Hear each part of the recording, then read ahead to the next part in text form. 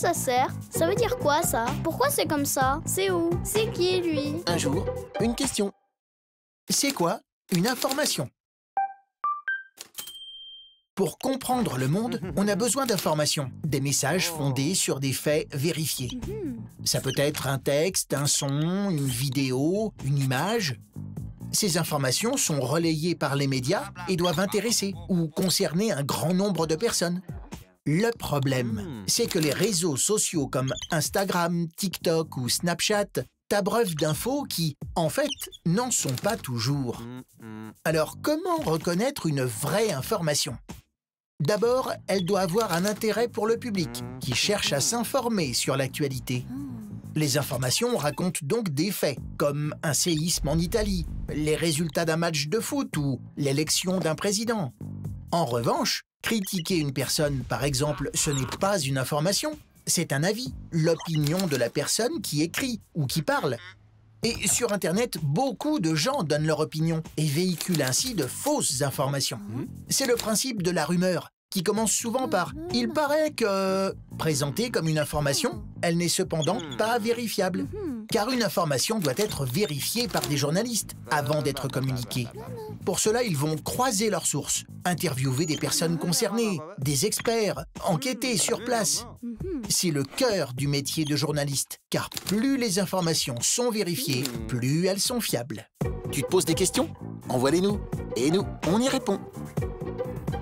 C'est quoi une source d'information? Un copain raconte que le maître a décidé de supprimer les récréations. Mais d'où tient-il cette information? Qui lui en a parlé? Le maître? Un autre élève? Une source d'information, c'est ça, l'origine d'une information, là d'où elle vient. Le savoir permet de vérifier si l'information est fiable, si tu peux la croire ou pas. Car aujourd'hui, il est très facile de faire circuler de fausses informations. Les sources d'information sont à la base du travail des journalistes. Cela peut être des personnes, des photos, des vidéos, des articles. Sans elles, impossible de mener une enquête ou de rapporter ce qui se passe dans le monde. Mais comment vérifier qu'on peut faire confiance à une source? D'abord, en se demandant qui parle. Un expert du sujet? Un ami d'amis qui a entendu dire que… Un journal ou un site sérieux? Un influenceur? Une bonne source est précise. Elle justifie ses propos. Mais le meilleur moyen pour éviter de se faire piéger, c'est de multiplier les sources d'origines différentes et de les comparer. Dans l'histoire de la récré, interroge par exemple la directrice de l'école ou tes parents. Toutes les sources disent la même chose? Alors l'information a de grandes chances d'être vraie. C'est ce que font les journalistes. Ils recoupent leurs sources. Et la plupart du temps, ils les citent. Comme eux, toi aussi, mène l'enquête. Tu te poses des questions? Envoie-les-nous. Et nous, on y répond. Ça veut dire quoi? Désinformation. La désinformation est une fausse information partagée par une personne qui sait qu'elle est fausse. L'objectif est de tromper les autres, afin d'en tirer profit ou de nuire à quelqu'un, une entreprise, un État. Ainsi, pour gagner des abonnés sur les réseaux sociaux, certains publient de fausses images spectaculaires, comme lors des incendies de Los Angeles de 2025, où de fausses vidéos du panneau Hollywood en flammes ont circulé. Mais est-ce que la désinformation est dangereuse? Déjà, comme il s'agit d'un mensonge, la désinformation entraîne une vision du monde ou des autres qui est fausse. Cela peut influencer notre jugement sur des copains de classe, des stars, des personnalités politiques. Ensuite, la désinformation peut nous faire prendre des décisions qui ne sont pas dans notre intérêt.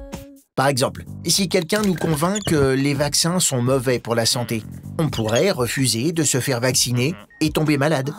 Pour éviter de se faire manipuler, il est important de se poser des questions simples. Est-ce que l'information vient d'une personne ou d'un média fiable? Et si oui, est-ce que d'autres médias en parlent? Et bien entendu, il faut lire l'information dans sa totalité et ne pas s'arrêter au titre. Aujourd'hui, la désinformation se propage très vite et touche un grand nombre de gens. Il est donc très important de rester vigilant. Tu te poses des questions? Envoie-les-nous. Et nous, on y répond. Pourquoi les fausses informations posent un problème? D'abord, parce que ce sont des mensonges. ils ont pour but de tromper ceux qui les croient et souvent de nuire à quelqu'un. Mais alors, pourquoi certains disent de fausses informations? Oh, pour plein de raisons. Regarde autour de toi. Peut-être même que de fausses informations, il y en a dans ton école ou ton collège. Quand un élève lance des rumeurs sur un autre dans le but de se moquer de lui, ces rumeurs sont de fausses informations. Ceux qui les croient sont trompés. Et surtout, ça fait du mal à l'élève concerné, car il est victime de harcèlement. Tu vois, les fausses informations peuvent avoir des conséquences graves. Et quand elles sont proclamées par quelqu'un d'influent, elles peuvent être dangereuses, car beaucoup de gens les croient. Ces fausses informations sont alors aussi appelées fake news. Des personnalités politiques peuvent même mentir pour inciter la population à voter pour elles. Par exemple, Donald Trump, un homme politique américain, est réputé pour répandre des fake news, notamment sur Internet. Les personnes qui croient à ces fausses informations ne réalisent pas qu'elles sont manipulées et qu'elles ne réfléchissent plus vraiment par elles-mêmes. C'est pourquoi, dans des écoles, des enseignants apprennent à leurs élèves à se poser les bonnes questions pour repérer les fausses informations. Tu te poses des questions? Envoie-les-nous. Et nous, on y répond.